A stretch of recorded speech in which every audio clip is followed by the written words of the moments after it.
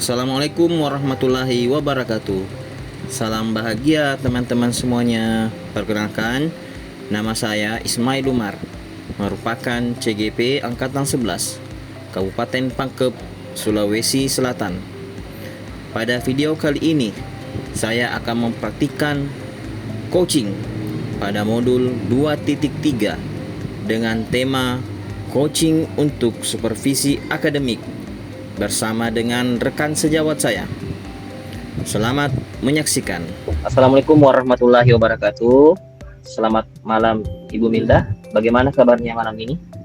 Waalaikumsalam warahmatullahi wabarakatuh. Alhamdulillah Pak Ismail, pada malam hari ini saya dalam keadaan sehat.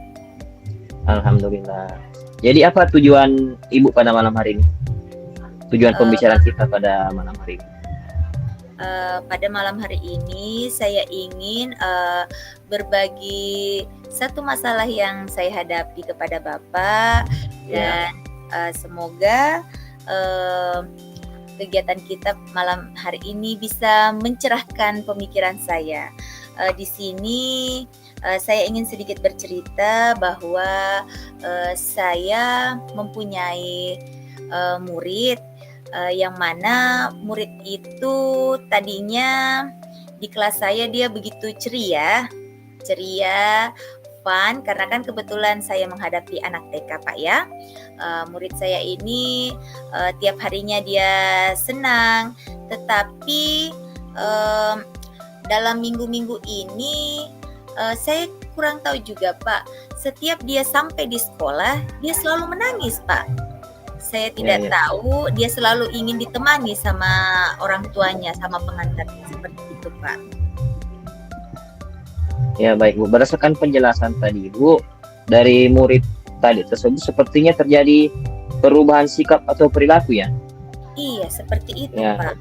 Iya. Nah, menurut Ibu apa yang menjadi akar permasalahannya itu sehingga bisa terjadi perubahan sikap pada murid Ibu tersebut? Iya, seperti ini Pak. Saya sempat bertanya kepada kepada orang tuanya, kenapa sih belakangan ini anaknya suka tantrum kalau dia sampai di sekolah. Tadinya dia kalau sebelum bel itu dia baik-baik saja, senang, bahagia. Tetapi pada saat bel dan harus baris di depan kelas, dia sudah mulai tantrum, sudah mulai nangis. Sudah itu saya tanyakan, orang tuanya berkata bahwa ada temannya yang mengganggu, seperti itu Pak. Jadi yang membuat dia merasa tidak nyaman untuk berada di sekolah, lingkungan sekolah. Seperti itu Pak. Ya baik Bu, jadi terjadi perubahan perilaku karena sebenarnya terjadi gangguan eksternal. Apakah memang hanya gangguan dari eksternal? Maksud saya tidak terdapat dorongan dari dalam, dari internal murid itu sendiri. Apakah Ibu sudah mencoba untuk menanyakannya langsung kepada murid tersebut atau seperti apa? Oh iya Pak. Untuk berbicara langsung pada anak itu juga saya sudah mencoba selama 2 hari ini Pak. Saya sudah mencoba untuk bicara langsung kepada anak tersebut. Saya panggil pada saat jam istirahat. Saya bertanya, karena seperti ini Pak, kalau misalnya sudah waktu belajar, emosinya dia sudah bisa kontrol. Setelah dia nangis, mungkin capek nangis Pak ya, akhirnya saya bujuk, akhirnya dia baik nih Pak. Jadi pada saat jam istirahat saya panggil nih Pak, saya bertanya sama dia, kenapa Kina kalau di sekolah selalu nangis kalau pagi-pagi. Sambil saya sedikit cerita ya, bahwa saya bilang, kalau nangis gitu nanti hilang cantik tak, terus sudah ini nanti buta Kina kalau selalu menangis, kalau habis air mata tak. Akhirnya dia cerita bahwa selalu Kak diganggu sama api Bu Guru. Terus yang diganggu bagaimana Kina. Kebetulan yang namanya Api ini Pak, memang anaknya ABK, kasihan Pak, anak berkebutuhan khusus yang memang mungkin dia itu mengganggu, istilahnya kalau anak-anak itu dia mau mengajak temannya bermain, cuma ini temannya merasa risih karena ini temannya biasa kadang air liur dia kasih ke temannya, jadi temannya merasa jijik mungkin.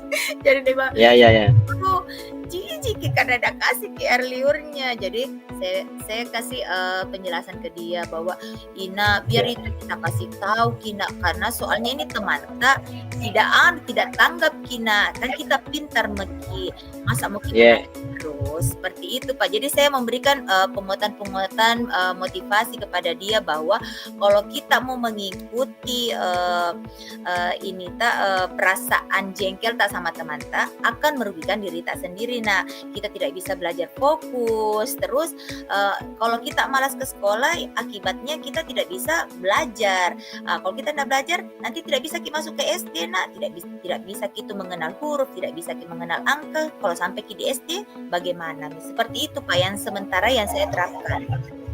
Ya, bagus sekali Ibu. Jadi dari permasalahan Ibu tadi, menurut saya Ibu sudah melakukan sesuatu yang jelas dalam mencari akar permasalahannya. Karena dalam kalau ingin kita merencanakan sesuatu perubahan terhadap murid-murid kita, yang penting itu adalah pemetaannya dulu atau hasil diagnosanya. Kalau hasil diagnosanya kurang bagus, tentu tindakan-tindakan yang akan kita lakukan juga kurang tepat, kurang mengenai sasaran. Nah, dari penjelasan Ibu tadi, saya rasa sudah sangat bagus karena sudah melakukan pendekatan secara individu kepada murid yang diganggu tadi, yang tanggung, dan juga sudah mendapat akar permasalahannya seperti apa. Nah, kalau sudah mendapat akar permasalahannya, tentunya Ibu juga sudah mempunyai bayangan bagaimana untuk menyelesaikan permasalahan tersebut. Nah, saya tanyakan kepada Ibu, apakah Ibu sudah memikirkan apa yang bisa Ibu lakukan agar si anak tadi ini itu kembali bisa dalam posisi yang ceria dalam melaksanakan pembelajaran. Selain tadi itu anak yang disebut ABK tadi, apa yang bisa lakukan, apa yang Ibu bisa lakukan supaya di dalam kelas itu si anak tersebut juga bisa membuat teman-teman yang lain merasa nyaman di dalam kelas. Oh iya Pak, terima kasih banyak atas gambaran yang Bapak berikan. Sementara ini yang di pikiran saya yang akan saya terapkan mungkin untuk ke depannya ini Pak, karena beberapa anak ini sudah merasa risih dengan anak ABK ini, makanya yang sudah merasa risih ini saya berusaha untuk jauhkan dari anak ABK tersebut. Terus anak ABK itu saya berikan tempat khusus di dekat saya supaya dia saya bisa mengontrol anak tersebut dan anak ini tidak lagi mengganggu teman-teman yang lain, karena saya takutnya kalau saya menyelamatkan beberapa anak yang sudah diganggu, yang sudah merasa risih dengan dia, tetapi anak yang lainnya ini mungkin bisa merasakan seperti yang lain. Makanya saya berikan dia tempat khusus, tempat panas Pak, tempat panas di dekat ibu guru. Jadi kalau sedikit dia bergerak, langsung saya panggil, Api, sini kita dekat ibu guru, sini makin dekat ibu guru. Ibu guru sekarang jadi korbannya Pak. Seperti itu.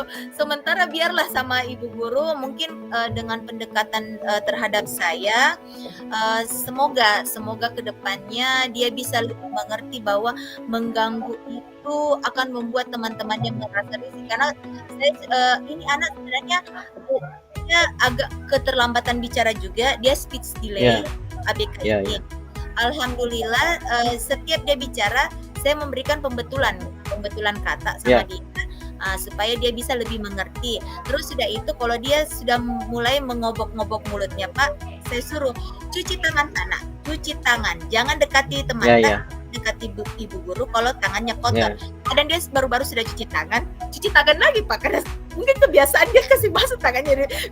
Biasa kadang teman-teman di sekolah bilang tuh kalau pada saat cerita biasa bilang, digin kita kan nanti tuh murid bilang, Mommy di apa deh, ada dia pegang nanti teman-temannya.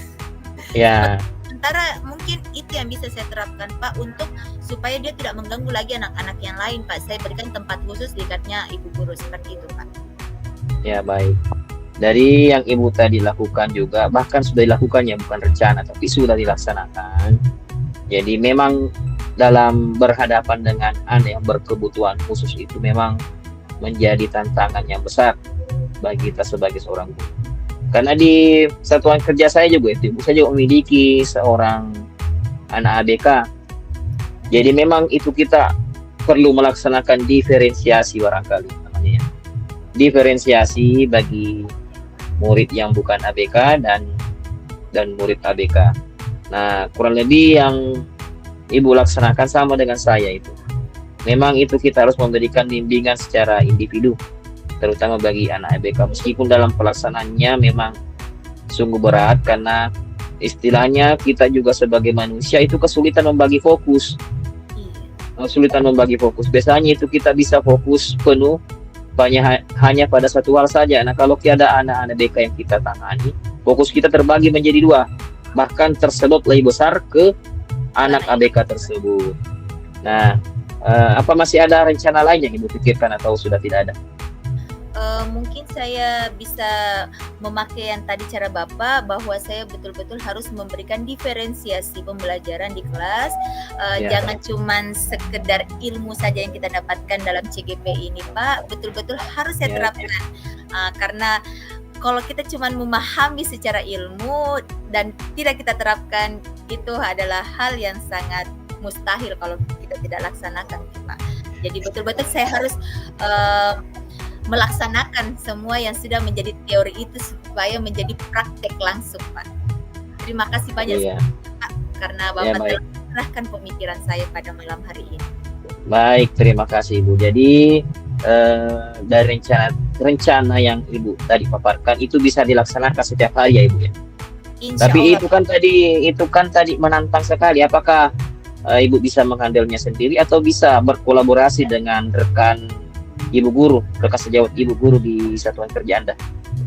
Kebetulan di kelas saya itu Pak, saya memiliki anak murid 32 anak Pak, dan di kelas saya itu saya sebagai guru pendamping karena saya kan masih non PNS. Jadi yang guru pamongnya sebenarnya adalah PNS.